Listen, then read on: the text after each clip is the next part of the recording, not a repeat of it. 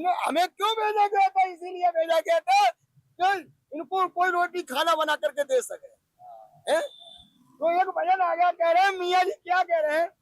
मियाँ तेरी मस्जिद किसने बनाई, मियाँ तेरी मस्जिद किसने बनाई, पत्थर काट काट के मस्जिद बनवाई, कपट कपट के हाथ डोलाई, जो तस्वीर घट के अंदर सो तस्वीर हाथ नहीं आई, मियाँ तेरी मस्जिद किसने बनाई।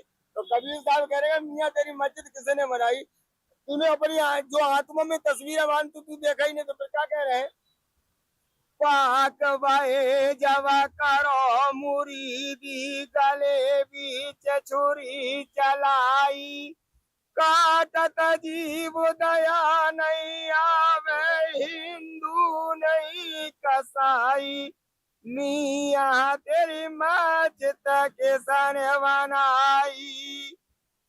तो कह रहे तू नहाए धो के पाक है जाते हो, जो क्या चीज से तू पैदा भाई और भाई चीज की तू हत्या कर रहा हो, तो कौन से कुरान में लिखी हुई है? तो मैं बताए थे, तो मैं पढ़ लू बाबू जाके। क्या बात है, क्या बात, बहुत सुंदर बात बता रहे हैं।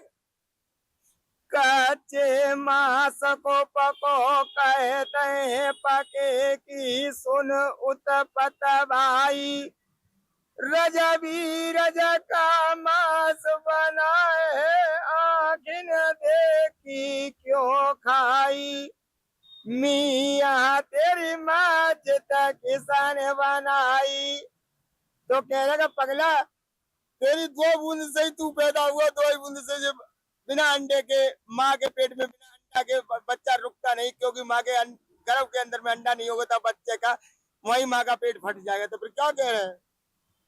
कह कबीर सुनो वही साधो बार क्यों गोराई, दिल खोज ले अपना पगले खुद ही खुदा हो जाई, मियाँ तेरी मस्जिद किसने बनाई। तो कह रहा कि अपना ही दिल खोज ले पगले, आगे बात में तू कुछ करिए। क्या बात है बाबा, क्या बात है। 1 मिनट हम चाहेंगे लोकेश हमारे कैमरामैन से इधर भी दिखाइए। बाबा आ रहे हैं वापस आपके पास। ये देखिए ना, ये जहां तक आप देख रहे हैं, ये इसको इन्होंने खुद से साफ कर दिया है।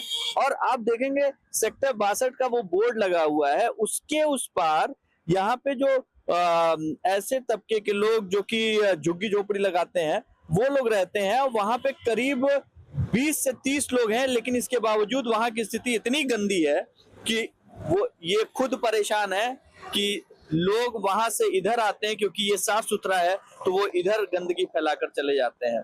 आप सोचिए, इसीलिए कबीरदास जी ने जो कहा है कि पोथी पढ़ पढ़ जग मुआ, पंडित भया न कोय, और 2.5 आखर प्रेम का पढ़े सो पंडित होए। और ये प्रेम का पाठ जो है उत्तम दास जी इतने अच्छे से पढ़ते हैं कि इनके पास इतने सारे ऐसे बेजुबान जानवर हैं जो सिर्फ प्रेम जानते हैं, और वो प्रेम की भाषा जानकर यहाँ पे दिन रात पड़े रहते हैं, इनके साथ पड़े रहते हैं। और इनकी झोपड़ी आपको दिखाऊं, ये जो इन्होंने बनाया है, ये झोपड़ी जो है, ये इसमें कुछ थोड़ा बहुत जो कुछ सामान होगा, बाबा जो है पानी लेने के लिए भी बहुत दूर तक जाते हैं, वहां से लेके आते हैं। और ये देखिए इसमें क्या है, इसके अंदर क्या है, एक डपली और एक चद्दर और एक जो है वो, बस इसी में जो है जीवन कट रहा है। और ऐसा कट रहा है कि चेहरे पर शिकन नहीं है, ना ही किसी चीज का गिला है, ना ही किसी चीज का शिकवा है। बस एक मुस्कुराहट के साथ एक अपनी अदा है, एक मुस्कुराहट है। और तो और ये देखिए यहाँ इतने पौधे रखे हुए हैं, ये आप ही लोगों के लिए, जो यहाँ से राहगीर गुजरते हैं, जो लोग आते जाते हैं, उन लोगों ने दिए हैं इन पौधों को, ये लोगों को बांटते भी हैं। और इन्हीं के जरिए इन्होंने इस पूरे जंगल में मंगल कर रखा है। आइए उत्तम दास बाबा से एक आध चीजें और भी जानते हैं। बाबा कितने साल के हो गए हैं आप? मैं 53 साल का हो गया हूँ साहब। अभी भी 1 किलोमीटर दूरी पे अभी भी 60 किलो वजन डाल सकता हूँ।